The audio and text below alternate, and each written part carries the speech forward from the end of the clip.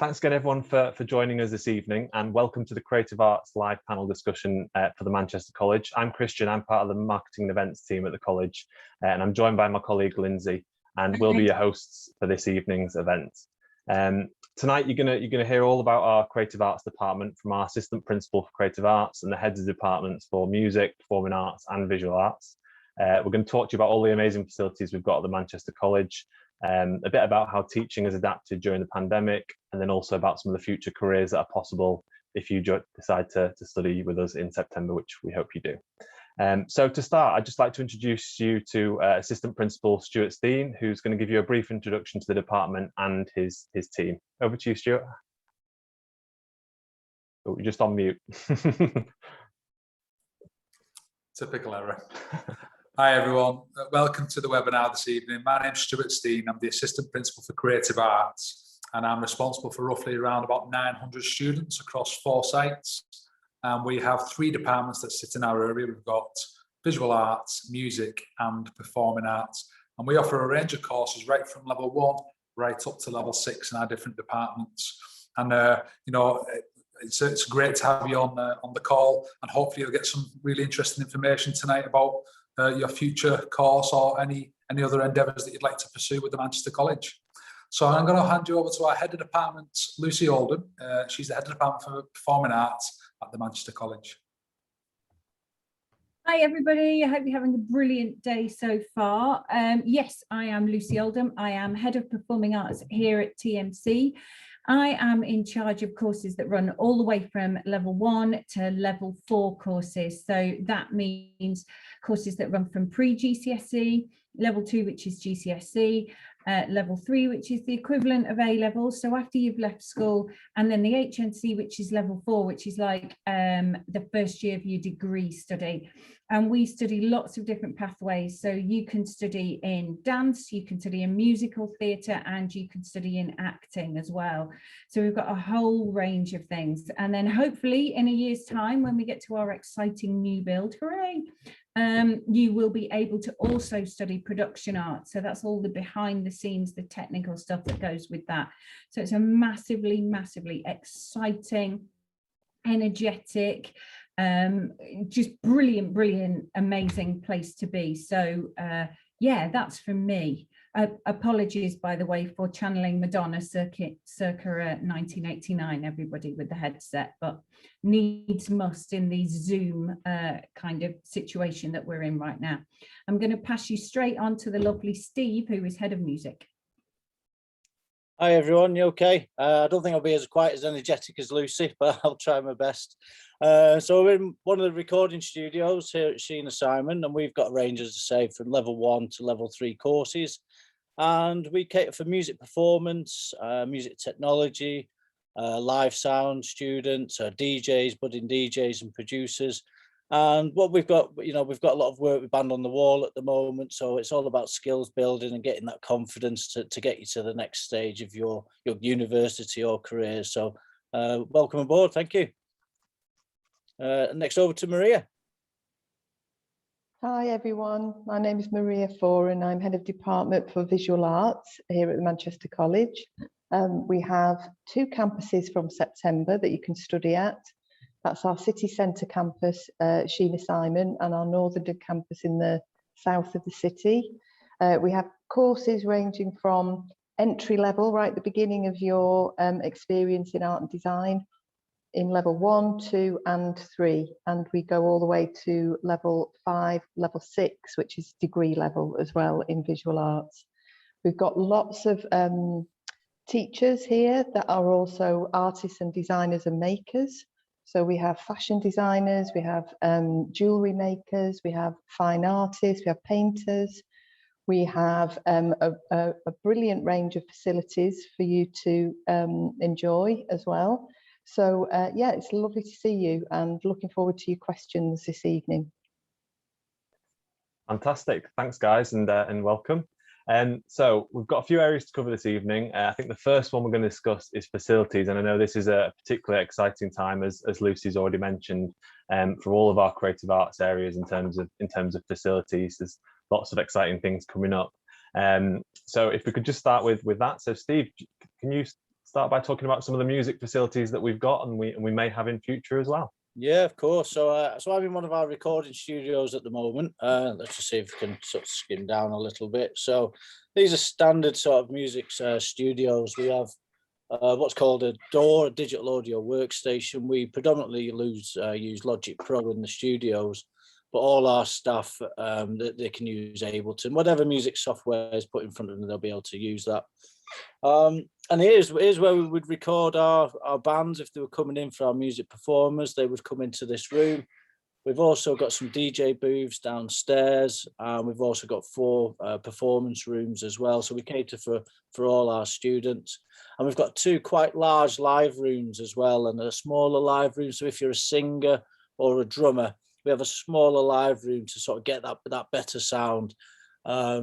COVID restrictions with the live room, you know, we could in normal circumstances put a 9 or 10 piece band in there, you know, so but yeah, you know, industry standards, hardware and software, and we're always looking at innovative ways to try and improve on that as well. So yeah, I think just on the back of that, moving towards the new build in the next 18 months, you know, in terms of music fit out, we've got 9 rehearsal rooms with full PA systems, 6 recording studios, 4 Mac suites for students to be able to edit their music on with state-of-the-art industry software.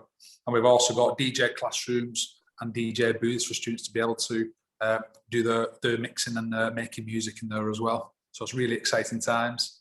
Fantastic. And in addition, I think Steve did also already mention the band on the wall link up as well. I mean, in terms of those facilities, obviously so many great bands have played there, and you know, once that reopens, I know it's currently going through a bit of a refurb, but obviously that will be a fantastic facility for students, won't it, Steve?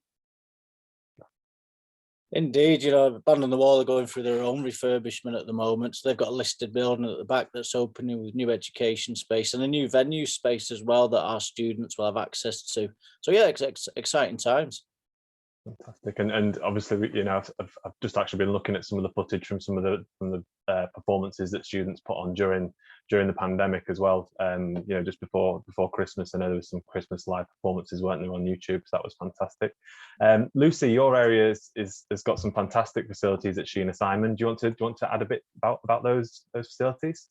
Yeah, absolutely. I mean, Sheena Simon itself is just such a lovely, warm, friendly campus, and it's just so energetic and really, really welcoming in itself.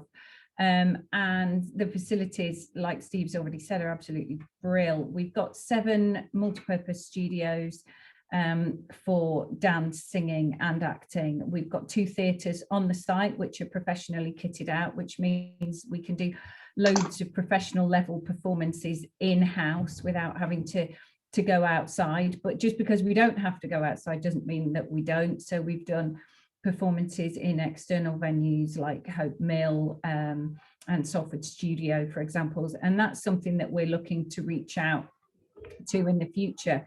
And then, like we say, very soon, sooner rather than later, we're going to be in the new build, and then we've got even more sort of brand spanking new studios, 2 new theatre spaces, an assessment space. We're on the top floor. We've got a top floor balcony so that we're going to be able to do outdoor performances. Yeah, I've already got lots and lots of plans for those brand new spaces, and we've got singing spaces that are bespoke and solo singing spaces, and yeah, there's a lot of exciting stuff going on. So we've got great facilities now, but we're moving into even better facilities. And I think that's the same for you, isn't it, Maria? I mean, this, you know, what you've got now, you've got the move over to Sheena, haven't you? And then exciting times in the new build. Absolutely, just excited listening to you there, Lucy. It's really, I want to come and join the course. In terms of visual arts, we've already got fantastic facilities, but the main thing is that the biggest resource we've got is our teachers and our technicians. They're the first call, really, in terms of their expertise, their enthusiasm, their ability to welcome you. So I'd say number 1 resource is the teachers and our wonderful technicians.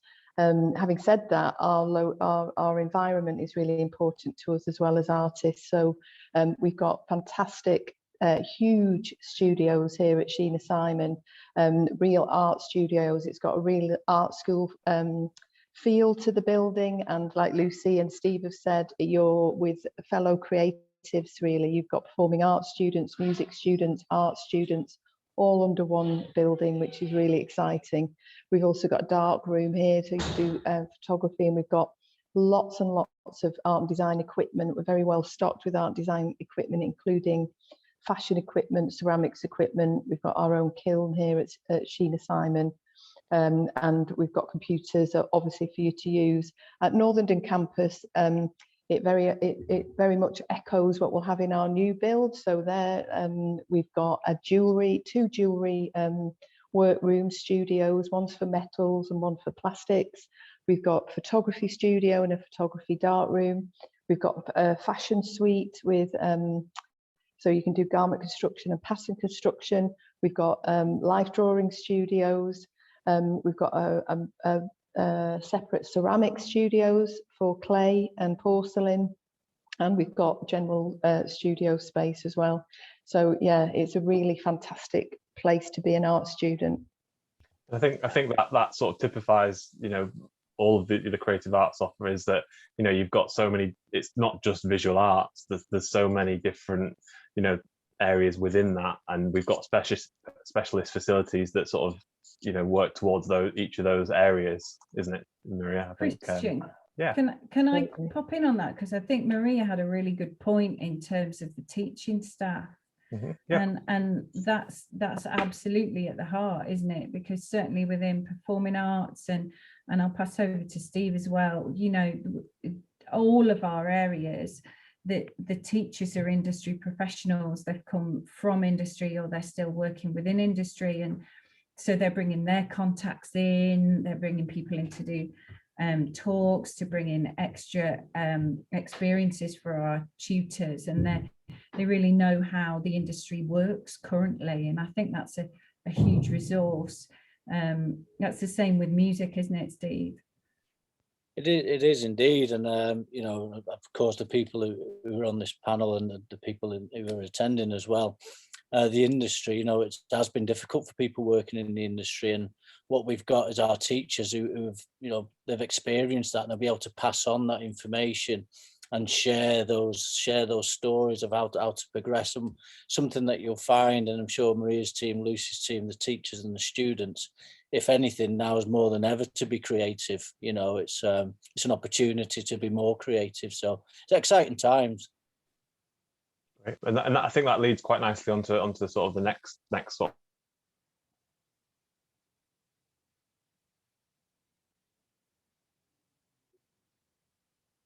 We pray that in September, there's, you know, we're going to be through this and things will be returning to normal. But over the last sort of year and things, how have your different creative areas, you know, sort of adapted to that? Because, you know, creative arts, all of your areas, you know, rely on that sort of face-to-face sort of engagement, really, don't they? So how have you found that, Maria?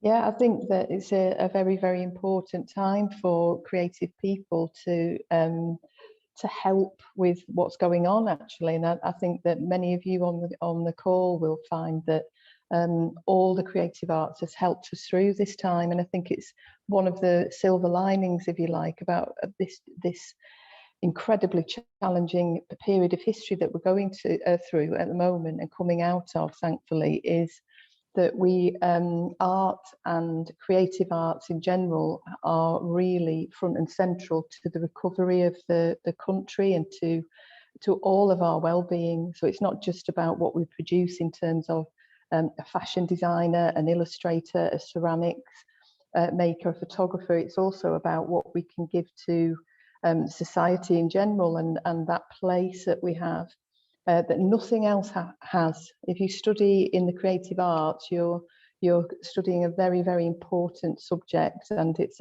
you've got a very important place in society to get us out of this of where we are now. So yeah, can't wait for you to join us as a creative community to help with that.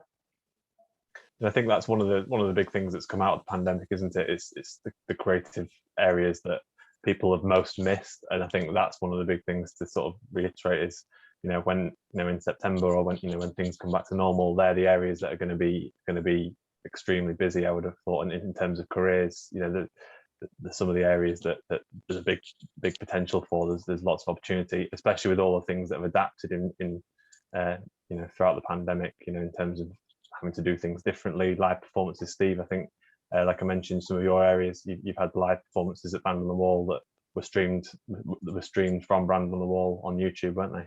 Yeah, and not only Band on the Wall, what was able to do is create our own event space within Sheena Simon. So again, if anything, it gave us an outlet to live stream, which the students have benefited from, because it's not something that they've been involved in previously.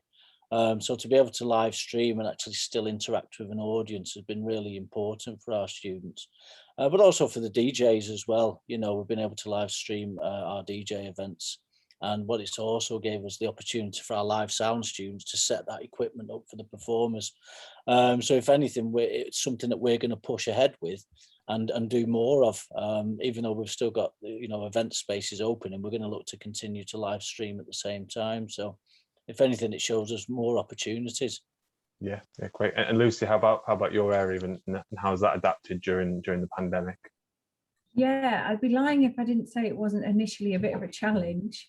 It's quite, you know, it's a bit tough teaching tap when, you know, the teacher's in the kitchen and the students in the conservatory. But I tell you what, both the students and the teachers have done amazingly at adapting to that remote teaching. And also in terms of picking up on what Steve said about, and Maria, about it becoming an opportunity. So what we've seen is an evolution of the creative arts during this time. Lots of us turned to film, art, music to get us through, but also it's kind of evolved, and companies that you wouldn't necessarily see embracing digital technologies are now embracing them, just like we've had to over the last year. So the RSC are doing digital streaming events right now, and our students are accessing those events, and we're looking at some of the projects that we're doing, which are now online streamed events. When we first went into lockdown, all of our final major performances were students filming their own work and editing it together and performing in their own back gardens or in their living rooms, and some of it was really moving and really creative, and I think creative people are really good at that. We're really good at problem solving. Oh, something's happened. And instead of that being the thing that makes us stop, it's the thing that sort of fires us up. And we go, right, what are the solutions? How can we find our way around it? And so we've just really adapted. And lots of that blended learning is something that I think we'll carry on doing, and certainly embracing digital technology within our performances moving forward is absolutely something we want to do. And yeah, you talk about having to adapt. You know, I've seen some videos of some of your students having to choreograph a dance routine in a kitchen and things like that. And you know, so that's fantastic to be able to adapt in that way, and it just shows how versatile, you know, you can be when you're put in a certain situation. That's fantastic. And Maria, I mean, from your area, I know there's been a variety of different projects ongoing that have been really good. Yeah, so we've managed, even though it's been challenging, we've managed to carry on with our exciting projects that they're outside of the college as well. So we're very much outward looking and have lots of links with the Greater Manchester community.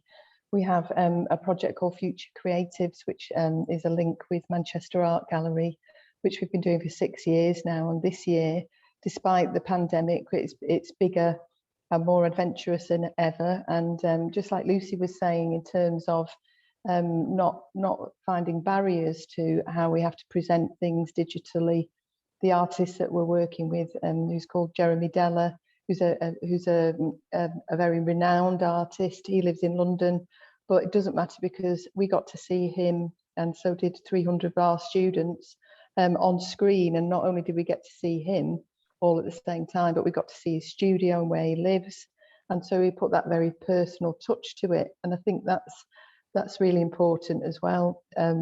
If you do decide to come and enrol with us, you will be part of that Future Creatives project, which happens year on year, and it sees you have the opportunity to exhibit in Manchester Art Gallery and outside within the city as well. We've had billboards in the city, or in the northern quarter and all the way around the city. And also this year we've got the opportunity to take over the Manchester Art Gallery in July when everything opens up, and to do some events outside in the city as well. So it's a very exciting time in visual arts to be joining us. Yeah, it's an absolutely fantastic opportunity to say you've had your work shown in an art gallery like Manchester Art Gallery as well. That's amazing, and I think there's been a couple of sort of postcard sort of projects as well that's gone down really well, I think, and tackling matters such as Black Lives Matter as well. Yes, which has been really valuable. I think it's important really for all of us as creative artists to respond to what's happening around us. Just like Lucy said, with that problem solving mentality, it's about trying to make sense of it in a collective. So one of the projects we had was the postcards from the Edge, which happened so it feels like a long time ago now. It was only last March when we first went into this lockdown, and some of our cohorts and some of our courses set up a postcard project, which was just basically saying how you feel and posting it to someone. So that set off a whole series of postcards from a vast range of the community, and ended up in hundreds and hundreds of postcards being posted in post boxes. And that very human touch is very important to us as an area, putting that person right in the centre of everything that we're thinking in terms of expansive technology, like Steve's area behind him, all the software, and in each of our areas we've got that, but at the centre of everything really is you and the person and us. So it all starts with that. Absolutely fantastic. That's great. Thank you, guys. So the next sort of topic we want to sort of discuss really is the future careers of where our courses lead students to. I know there's a huge array of different career options for people that are looking to go into creative arts. Obviously, we're talking a lot about adapting to the situation and developing some of those skills that that you can use across the board, really, I suppose. So, Steve, do you want to start with some of the areas that obviously you've got a variety of different courses within the music area, but that doesn't necessarily, there's a huge range of careers. Of course. I mean, if you were to enroll on the course, it would be as a performer, live sound, or a DJ. But within that, there's so many different job roles within the music industry. And even this year, new roles have been created because of the lockdown. Being able to digitally set up and live stream is a new skill. So there's avenues that are opening up for musicians and music tech all the time. But just working in the industry in general, you could be working for a record label, and even now, it's quite easy to set up your own record label and be independent. 10-15 years ago, you had to sign to a major music record label. Nowadays, if you're a bit savvy with Instagram and can set up an account, you can distribute your own music on iTunes. And that's something our staff do and our students do. Only last year, one of our students signed up for a record label down in London. But before that, he was selling his own music, and I think it cost him about £15 to set up a record label. It was unheard of 10 years ago. So again, it's as technology moves, we move with it and we adapt with it as well. But there's absolutely hundreds of different jobs out there. Even music journalism, it's there's always place for music. That's the thing, and it's how a student can carve a career within that industry that we can help with. And Lucy, how about performing arts? And there's equally a huge range of different areas you can go into from that point of view. Yeah, absolutely. So similarly to Steve, we train people to be performers, but the skills that they get along the way in order to be performers means that they often go into lots and lots of different areas, because I think what people don't always understand is that creative artists tend to be sole traders. They tend to be their own business. So as well as needing all of those creative skills, the artistic skills of performance, art, creation, choreography, you also have to have teamwork, promotion, business skills, skills in numeracy, skills in literacy, because you are your own business as soon as you go out into the world. And that's just thinking about performing.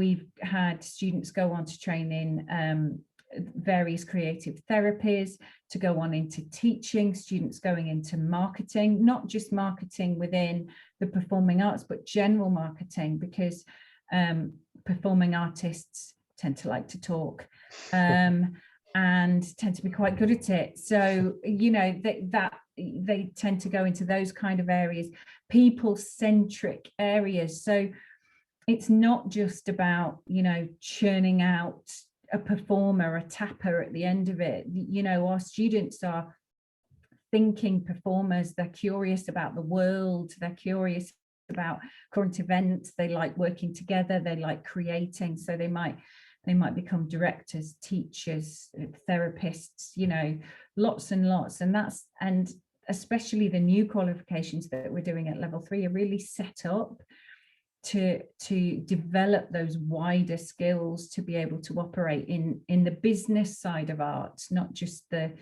playtime bit. Yeah. And that's a key part of the offer, I suppose, is really educating, you know, students in the huge range of areas that they can go into. And it's not just about, you know, that single path that you want to go down. It's giving you those skills across the board. Maria, in terms of your, sorry, Lucy, go on. No, I was just going to say, I think it's quite rare now to just have one career. I think, you know, our own teachers would say that. So our own teachers and we ourselves, we're not one thing. You know, most people are something and something else and something else. And they might run in parallel, or they might go from one thing to another throughout their careers. And that's why it's so important that we teach those kinds of skills as well, because nowadays it's a portfolio career. That's what it's called. People in many things. I totally agree, Lucy. I was just going to say that what we've all got in common on this, I'm looking at this screen, is really what Steve was talking about and Lucy is talking about. And the reason why we're here is we're all creative thinkers, and that creative education is the key, really. It provides you with those skills to problem solve, to think on your feet, to work as a team, to look around a problem rather than looking straight at it. Loads of things that are transferable skills. And I'd echo what Lucy said, really. It is about the skills we can teach you. So we can teach you how to pattern cut, how to sew clothes, how to construct them perfectly, how to draw a figure perfectly, how to do life drawing, printmaking, exquisite jewellery making, working with 3D materials, how to take a brilliant photograph, how to do a fashion shoot. And all of those things are really, really important. But what each one has got in common is that ability to think around the subject and to problem solve. And from my own experience of having 3 daughters that live and work in the city, again, I'd say what Lucy said is really, really important. My 3 daughters have got different jobs. They don't have one job. They have, you know, a range of jobs. They make things and do a job that pays them some money, and they're in bands. So it kind of brings us all together on the screen, really. And that's what our students are like, really. They might be musicians and artists and performers. They might be very quiet and not want to perform, but be artists and musicians.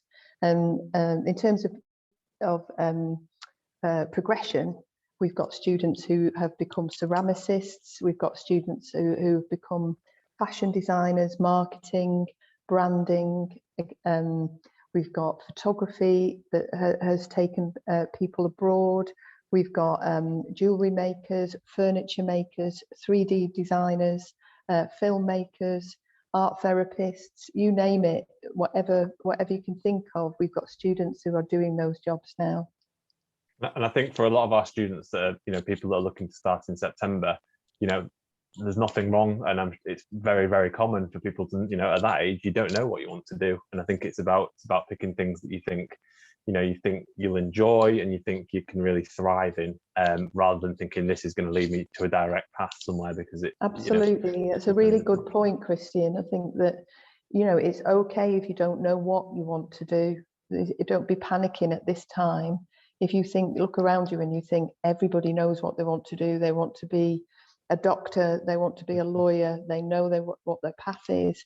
It doesn't matter that you don't know. Just make that step and think about the area you want to be in, and that is the start of that journey that's important. It's not the end of it. Absolutely, fantastic, great. So that's mainly on that section there. So in terms of, have we had any questions, Lindsay? Has anything dropped in that we can ask the team?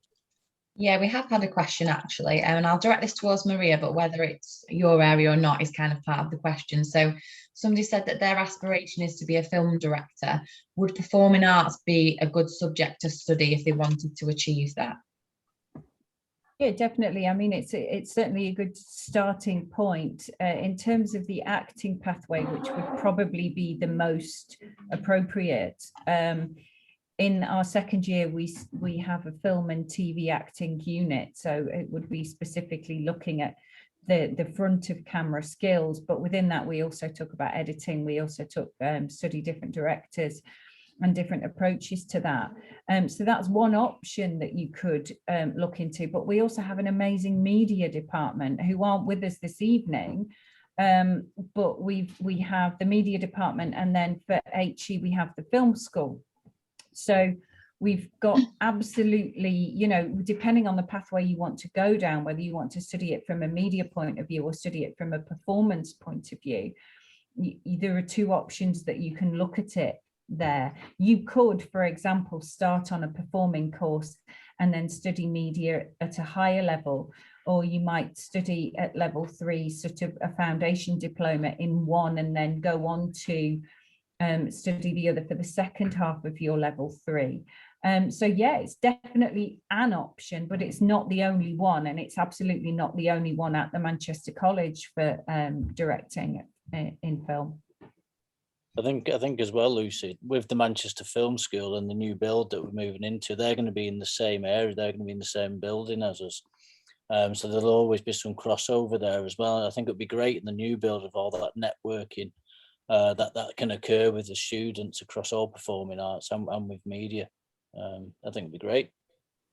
Just off the back of your response there, Lucy, the same attendees just asked, would the media course be better for them after what you've said in terms of film directing than the performing arts one? I think it depends on the individual student, and I would be absolutely happy for them to contact me afterwards, and we can have a really in-depth chat about what it is that they really want to be studying, what is the knowledge they want to have at the end of that 2 years that they don't have now. So to be very clear, the acting pathway is very much that. So we look at things from an acting point of view, and it's quite theatre focused, although we do touch upon, like I said, in the second year, film and TV. But for the first year, if you're interested in film, it's a real theatre focus in our first year.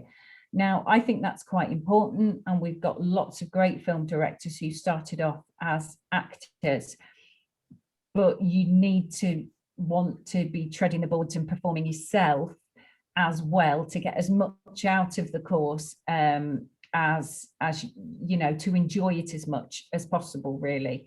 And then in the second year, you get the opportunity to do more of that screen performing. So I'd be happy to talk more in depth, but I would say drop into the media event as well. I'll have a chat with you, and we can decide what it is. What do you want to learn by the end of that 2 years? And we'll definitely have the right course for you. It sort of depends which one is going to be a best fit for you particularly. Yeah, and I'd just invite anyone that wants any further questions about particular areas to join the Q&A drop-ins that we've got this evening. So they're between 6 and 7, and it's not too late to join those, and I have put some links in the chat box. I'll move on. Thanks very much, Lucy, to that. I'll move on to the next question. So this is one directed at Maria. Somebody has asked, they've not done art at GCSE, but they do have a strong passion to do fashion at college. would this matter that they've not studied an art GCSE? So no, it doesn't matter that you've not studied an art GCSE, but what we would ask for is a portfolio of work. So you would come to interview, which at the moment are all remote, and you would upload some work or show us actually on the screen your work, and hopefully very soon be able to come to campus to show us. And all we ask for really are the English and Maths qualifications, and also that you have a portfolio of strong work that shows that you're interested in ideas, that you understand colour and texture and all the things that accompany fashion. So it's not a prerequisite, but what is necessary is your obviously passion for subject and your ability to show us that. So that could even be, you know, if they've got a hobby where they like doing fashion designs at home and they've got a sketchbook, would that count towards that kind Absolutely. of? Absolutely. Anything that sits outside of school, it doesn't have to be at school. It can be something you do in your own time. Very often we get the most exciting portfolios from students who have been dabbling themselves and have almost self-taught. So yeah, look forward to seeing you apply. Okay, brilliant. Thanks very much for that, Maria.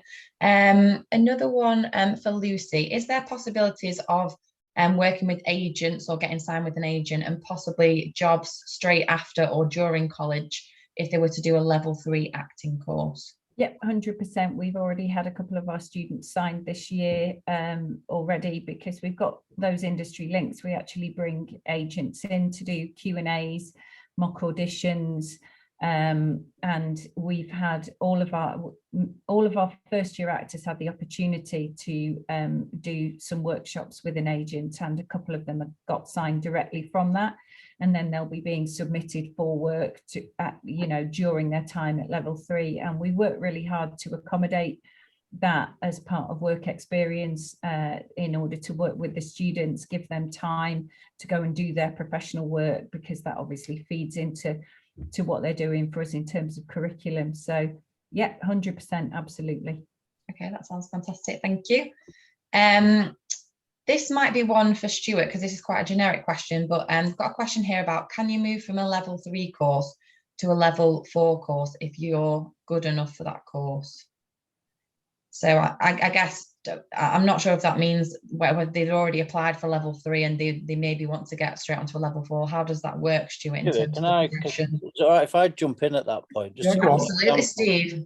Yeah, only because we had a student who was a level 3 music technology student, but all throughout his level 3, he came in clothes that he had designed himself every time.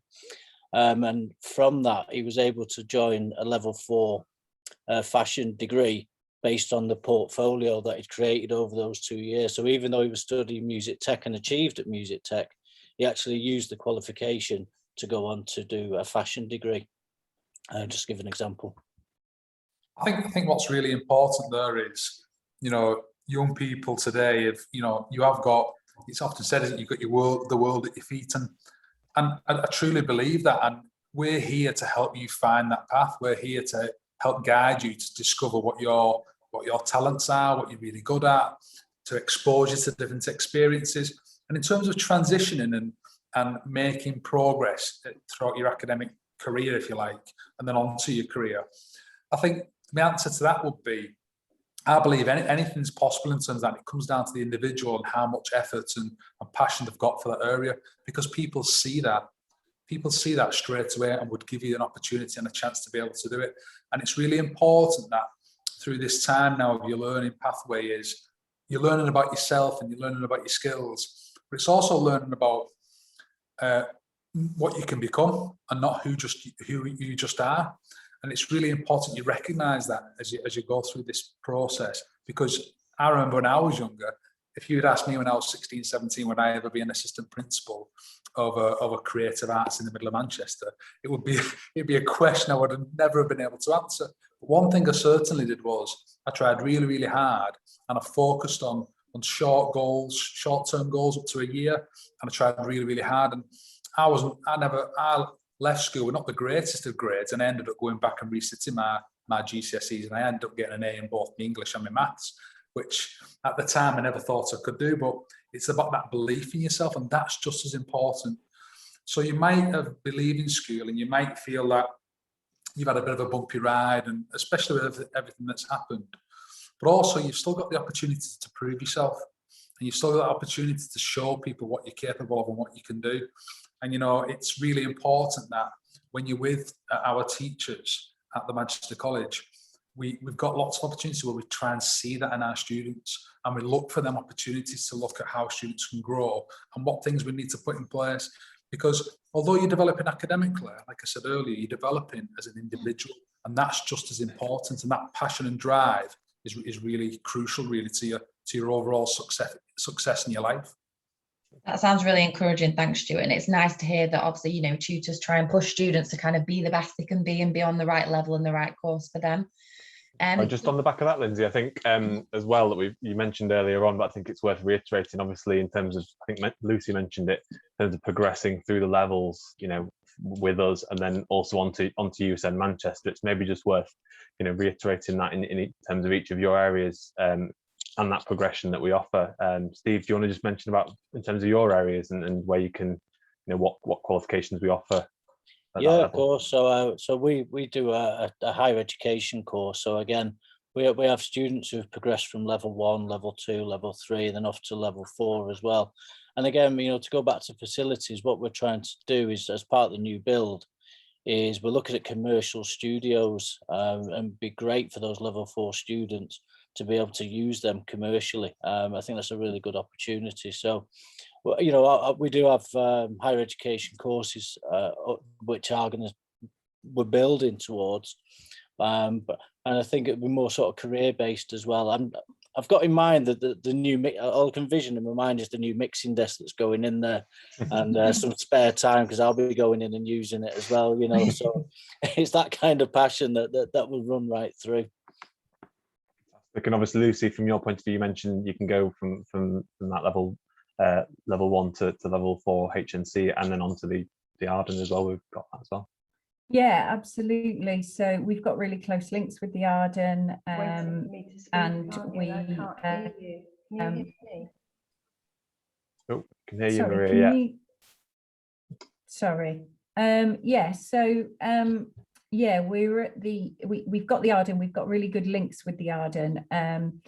We're working very hard to kind of increase those links. So lots of our students come into us who've not studied with us before onto the level 4, and then they progress onto the Arden because of those links. But also similar to Steve, you could go 1, 2, 3, 4 with us and then go on to the Arden after that. And the Arden have musical theatre, acting, theatre and performance, which is an amazing course, which is all about theatre creation and creating your own work. It's brilliant. They've got a new vocal studies course, which is very much for singers. So from Steve's area as well, some of the vocalists that come through Steve won't just necessarily go through the new music HE, but might also go on to vocal studies as well. And the dance area, Belinda runs the dance area of the Arden. Again, an outstanding course, really fantastic. So Rob will kill me if I've missed any of them out, but I don't think I have. So yeah, we've got really, really close links, and that's really exciting because they're a professional drama school, and we model ourselves on getting our students ready for that professional drama school experience. So we try and track our training to make sure that it maps to what students are going to be learning when they're at the Arden eventually, or any of the other major drama schools like Mount View and Guildford that some of our students go on to. Fantastic, thanks guys. I think there's one more question possibly. Yeah, I've just had 2 come through. So one's a bit of a generic question, that open to anyone. Is there any rules with uniform? Are there any uniform that people have to wear at any point during their course? That's one for me. Yeah, we do. So that's actually a really good question, that off the back of what we were just saying. So we tried to map to drama school standards, and therefore we have a uniform. There's a specific dance kit in acting classes, it's all neutral blacks. We're sticklers for things like jewelry and too much makeup and things like that, but don't let that panic you. It's just an industry norm. So depending on the course you're on, you will have an expected dress code, but that's very much to get you ready to your next stage of training, which is you'll have to adopt it at that level anyway. So it's just industry standard. But what we do say is, for example, for the neutral blacks that you would wear in acting classes, do not buy anything designer, do not buy anything expensive. You're going to be rolling around on the floor, you're going to be doing physical theatre, you're going to be, you know, you don't buy expensive stuff because you'll trash it immediately. So it shouldn't be a barrier. That idea of kit shouldn't be a barrier to you coming onto the course, because there's always help that you can get and support that you can get, and it's not about buying the best. It's just buying working stuff that you can use. Yeah. We have got one more question. I'm conscious of time as well, just because, you know, we don't want to keep people for too long after we said we would. But one of the final questions, and again, aimed at you, Lucy, and your area. If someone was just doing an acting course, is there possibilities they can still join in with things like dancing or singing as well? So, for example, if you were doing a show or a production, could they get involved in that? Possibly in terms of shows and productions, although most of our shows and productions come from the curriculum, so they tend to be assessment work.